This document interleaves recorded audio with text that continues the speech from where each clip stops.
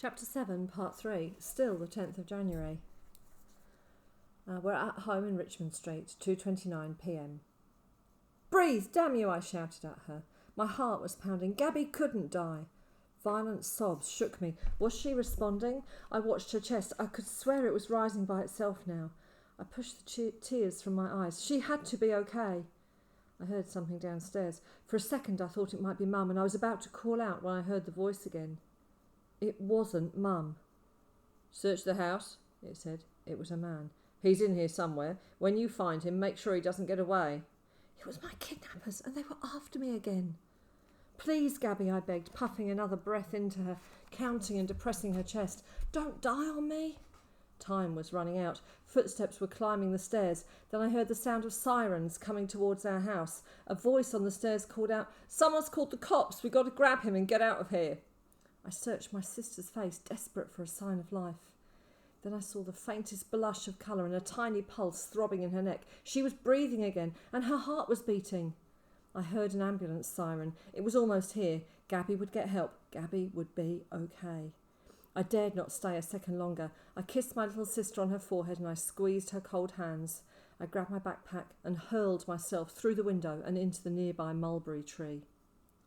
2:37 p.m. The dense leaves hid me from view and I stayed there, clinging painfully to the tree. The search in the house continued. I realised I was shaking and prayed desperately that no one would see me. I pulled my backpack closer. I'd assumed it was the people who grabbed me in Memorial Park, but I was wrong. It wasn't them. Who are these people? "Look, there he is." I'd been spotted. I could hear them at the window. "Up there, he's in the tree." Oh no, he's not, I thought, and I let go. The branches slowed my fall a little, but I hit the ground hard. I jumped over a black Subaru that was parked outside the house and took off, running for my life, putting as much distance between me and the shouting I could hear behind me as my pursuers tried to keep up. A quick glance back. 2 burly-looking men attempting to cross the road against the traffic and an ambulance and cop car skidding onto the driveway. I thought I'd run my best speed last night, but now I broke my own record. I raced across the road. Cars blasted their horns as they braked. Drivers swore at me, but I didn't care. 3:06 p.m. I'd thrown them off now, and I was hurrying down streets I'd never seen before. I ducked into a huge shopping centre where I found a quiet corner, and panting and sweating like crazy, I called Bogus. "Bogus!" I gasped, trying to catch my breath. "Something really bad's happened at home and—" But Bogus interrupted me. "Our place is crawling with cops. Mum's freaking out." "Cops at yours? Why?" "You're asking me why. Look, Cal, I can't talk now. I'll have to call you later, okay?" "No, wait, what's happened? Why are the cops at your place? Bogus, please." But he was already off the line. I didn't know what to do. I tried ringing Mum on her mobile, but it was on divert, so I left a message. "Mum, I hope you're okay. When I came home earlier, I found Uncle Rafe unconscious on the floor. His head was bleeding and Gabby wasn't breathing. I did what I could and she was coming round, but I had to get out fast. And there are these people after me and I've been meaning to..." I stopped. Mum would think I'd totally lost it. I'd have to sit her down and tell her the whole story now, about how the boat had been sabotaged, about being abducted and interrogated. "I'll call you later," I said, hanging up. 3:58 p.m.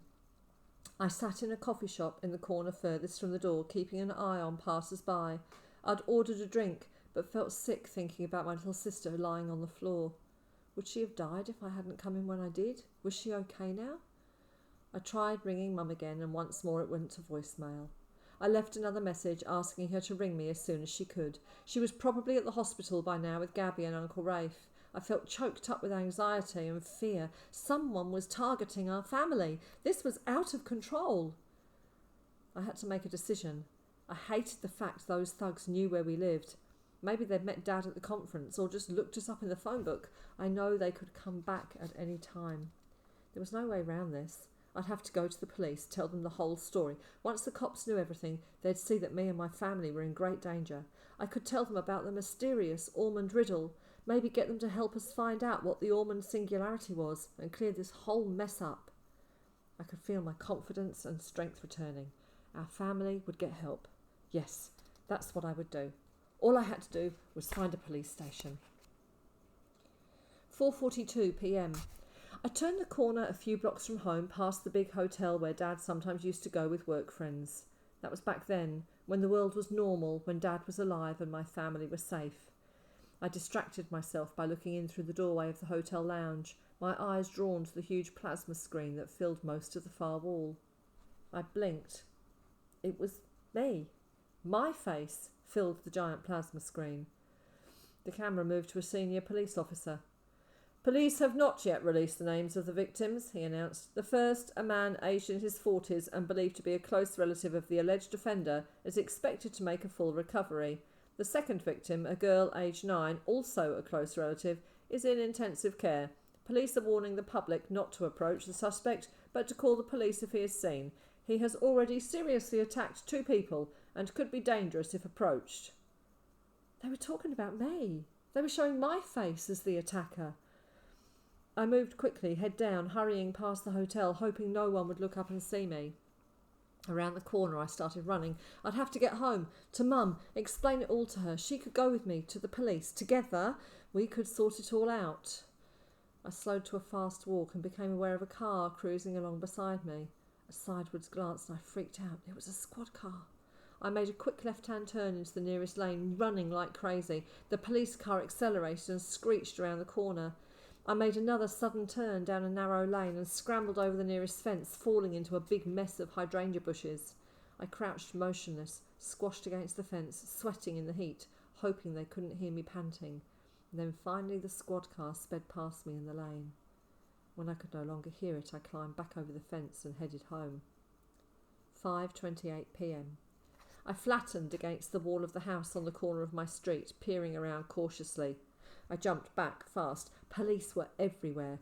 The 2 detectives stood outside in the garden of my place, while other officers in navy blue overalls swarmed around in the street outside. Another squad car blocked the other end of my street. There was no way I could make it to the house. "Hey, you!" I'd been spotted again. I turned and ran. "There he is! After him!" I bolted, pelting along as hard as I could, jumping over rubbish bins, scrambling cats, until I'd come to the corner at the other end of the street that joined ours at a right angle. But instead of turning and following the street, I continued straight ahead, jumping a low brick wall and hurtling through the garden of a small cottage, down the side passage, over the gate, and straight on through the garden at the rear of the house. I threw myself over the back fence, falling heavily to the ground on the other side. I was in the backyard of another small cottage not far from a washing line. I waited there for a while, listening to my heart rate slowly ease. I switched my phone off and looked around in disbelief. Here I was, hiding out near some stranger's washing, while the police hunted me. I was trapped in a nightmare. Any second now, I'd wake up, safely at home with my family. 6:16 p.m. There was no waking from this. This was my new reality. I was a hunted fugitive.